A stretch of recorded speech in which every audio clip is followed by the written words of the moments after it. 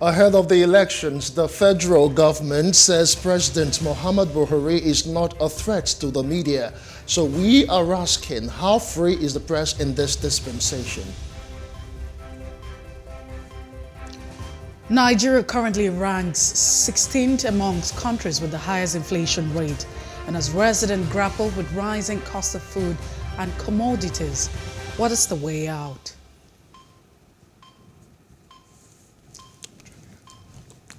And like always, we will review the major stories making headlines across the national dailies.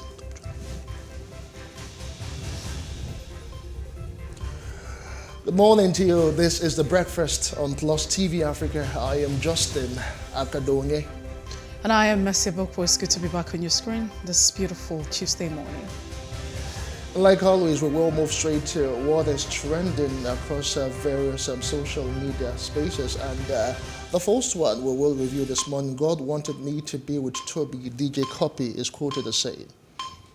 So yesterday video, it wasn't yesterday, but I don't remember, but I know that a video actually surfaced on the internet. You have DJ Cuppy, one of Nigeria's disc jockey, who put out that video, and then you could see her hugging Tobi, a certain young lady. And in her statement, of course, the video that you had with the post, she went on to say, God wanted me to meet Tobi. Now, Tobi, apparently she's actually been on a scene for a photo shoot. So she's been having a photo session, courtesy of a certain brand. And I really, because I had to look at the video and the post over and over again. So apparently she walked into the cafeteria where they're supposed to have food. And Tobi walks, Tobi's a caterer, or maybe she's catering at the time. And there were a lot of emotions. And so she was, crying, apparently excited to see a superstar. They exchanged hugs, and, the pleasantries actually went on. And so Cuppy was like, how long have you been on this job, or how long have you been doing this job?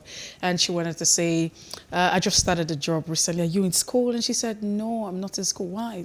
My dad passed, and, this. And so DJ Cuppy was like, where are you from? So they started exchanging pleasantries. She said she's from Ekpe.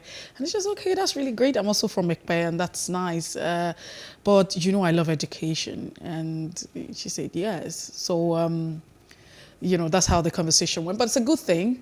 That number one, it's really good because I think we're being prompted to call, run that tape right now. So people bring you up to speed with the clip, and then we'll continue with the conversation. Can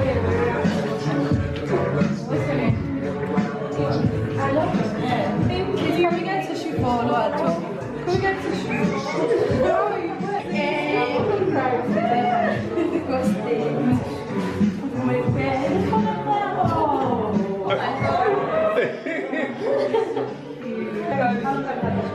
She's on the sky. Not nice. She's on the sky.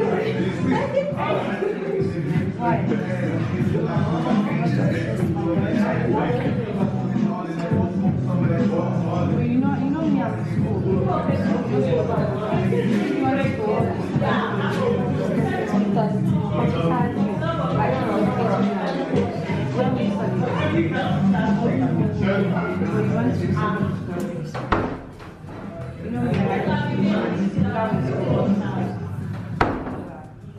I know you're from my like me.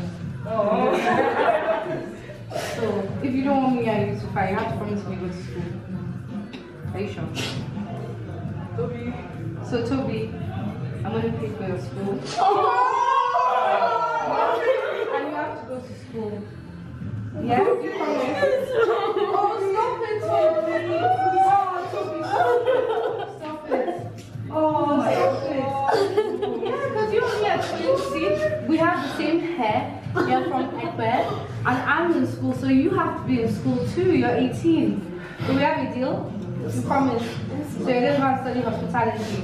Oh my God. You promise? Thank you.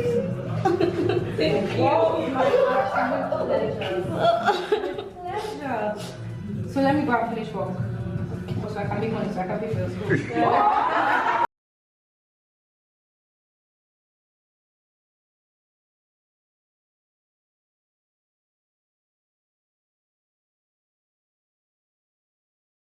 A little bit of what I was trying to explain, that conversation, pleasantry going on with DJ Cuppy and Tobi. And at the end of the day, it ended very well. She went on to say she loved education. You know how it is. And we don't know what the conversation was afterwards, after all of this. You know that sometimes God just brings some certain people into your life and they just turn your lives around for the better. I think this is one of the God-sent stories that we have heard over time. And I think you can see she's all emotional. That she's all teared up, and she was so excited to meet DJ Cuppy. If you actually listen to the conversation that's going on, people were laughing. She's always crying. They were like, "Oh, she's crying." They were laughing at her and all of that. So you know, it was a moment. A lot of people were laughing. So I mean, see that excitement. I really don't know what was said, but of course we hear DJ Cuppy saying, "You're going to go to school, and we're going to ensure that the foundation takes care of all of this." But the point here is the fact that being generosity, kindness, and helping the needy and the poor will never be outdated. The poor would always be with us. I mean, if you're a student of the Bible, that's what the scripture says. But you would definitely have, because society, especially the society that we live in, you have the society being overshadowed by, certain categories. There are a lot of people that are downtrodden, poor.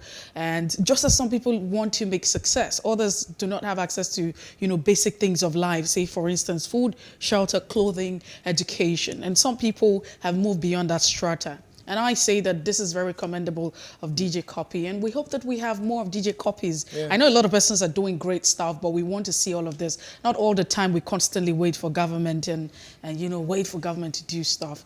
The poor people, the needy would always be in our society, and people are on different strata and level, and so that's actually a very kind gesture. We commend it, and we look forward to seeing more of this from very prominent and successful people. Yeah, Mercy has said it well, so succinctly. The truth is that whatever you can do, if you have the capacity as much as possible to help people out there, don't just wait to say that I'm not government. You can do the little that you can do from your own sphere, and before you know it, you just be putting smiles on the faces of people. It might just be maybe giving them food for that particular day, or maybe helping them pay for their school fees or something, and maybe they are all downtrodden and they don't even know where to turn to for the next meal or for solutions to some of their issues. If you are in the position to help as much as possible, I know we can't play God, we can't play government, but the little that we can do can actually go a long way in turning people's lives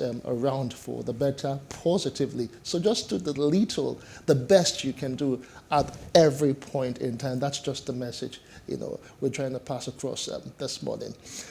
Also, Adamu Garba, controversial, is back on Twitter. Mercy, the stories that happened over time and how he...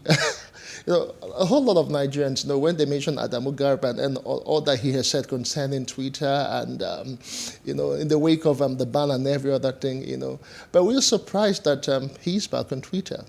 Where would he rather be? If not Twitter. I mean... But, he started his own app at a point. What was that called again? No, I mean, this is not to make nonsense of it, but... You know how it is that people would want to make progress, and then you think that you want to make progress with your life, but you have to make nonsense of wherever it is that you were. It's like you have to leave a certain organization and you move on to another, and then you think you have to make nonsense of it. But you have all the time been here. That's the point. I mean, for Adamu Garba, I mean, look at that. And back, and we can now continue with the fight. I don't know where that leaves us, but sometimes I think that we're very...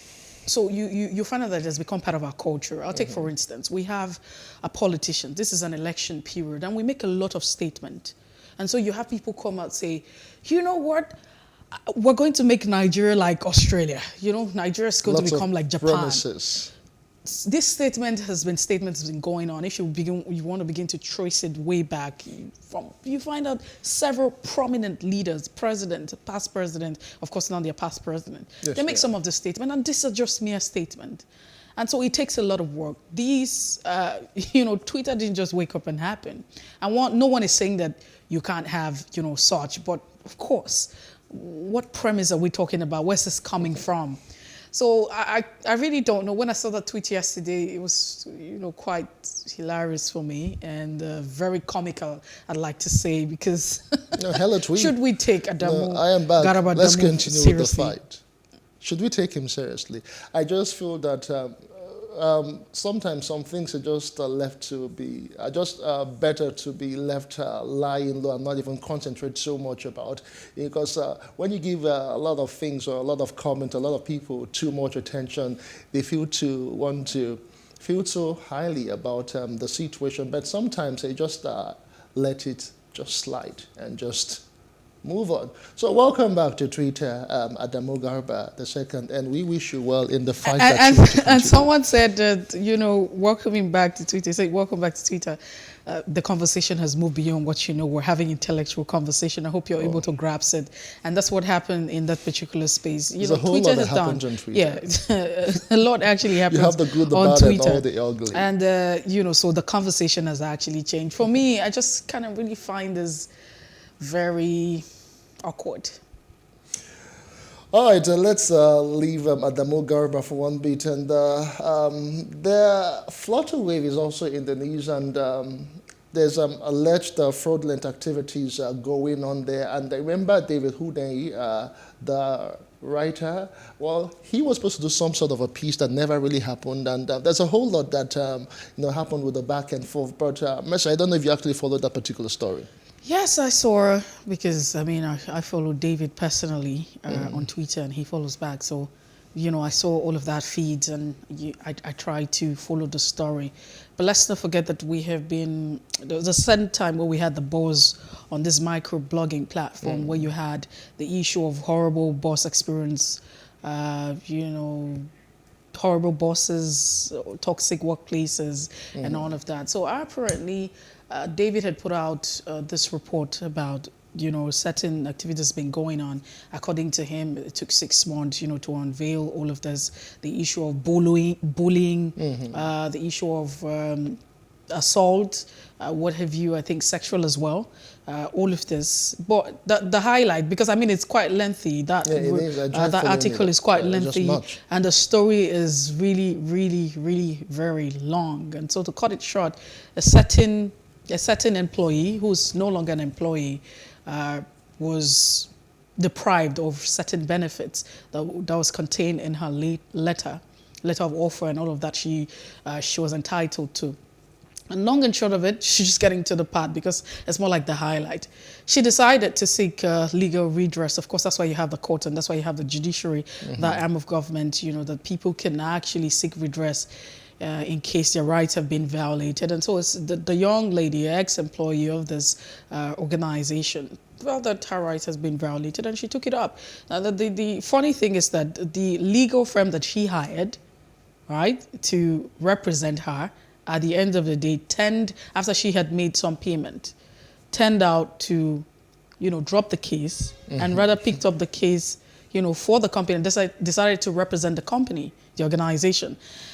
And that has been causing a lot of buzz. So for instance, imagine that I have a case, you're a lawyer or you're a firm, and then I contacted you, I made some payment. At the end of the day, you dropped my case and then picked up the person, you rather picked up the organization yes, that you're supposed to that I had have a case against. A case against. And so how do we explain all of this? There's been a lot of talk about that, about the unprofessionalism, so it's encompassing about how unethical, this law firm has become. What do they have to say? But some persons are saying that this would be a situation where we look at some persons at the end of the day, the organization or the legal firm, and those involved will now be looking at the gray areas and try to justify it. But, in the law of contracts, of contracts in business, elementary is that acceptance is acceptance. And to the extent that you have, this ex-employee going ahead to make some deposit, making some payment, to get to the point where payment is being made, because all of this you have the evidence of transaction that has gone on. It means that you have accepted. And so how do you go ahead to drop the case against her? You drop her case and then pick up the case of the organization. So it's a lot to grapple with. These issues that have been raised are not issues that we're not familiar with. They are issues that are going on. The fact that you have a lot of workplaces that are very toxic. You have bullying going on in these workplaces. You have the fact that the rights of these employees have been violated over time, and most times, how do you even seek redress? And the little, I mean, you know, the window opportunity that you have to seek redress, then you have that being, you know, casted out, you have that being trampled upon. And so it calls for a lot of concern, it calls for a lot of worry. But gradually, I mean, looking at the report and looking at everything that's going on, I know there's been a lot of back and forth. If you want to continue with this conversation, I'm sure it would take us up until the hour of 9 o'clock right here. But that's it. It's something that's going on. But I think that as individuals, we need to just do better. We all operate in spaces. I mean, these offices, this organization, you know, the judiciary itself is not something that operates outside of itself. And so I think that as individuals, we need to take responsibility for ourselves. We need to take responsibility. We need to become better people. And that's how it translates and it trickles down to everything and everywhere that we find ourselves. Well, I couldn't agree more. That's as much as we can take on top trending. We'll take a little break right now. And when we return, we'll be looking at the front pages of major dailies across the nation. You want to join us again?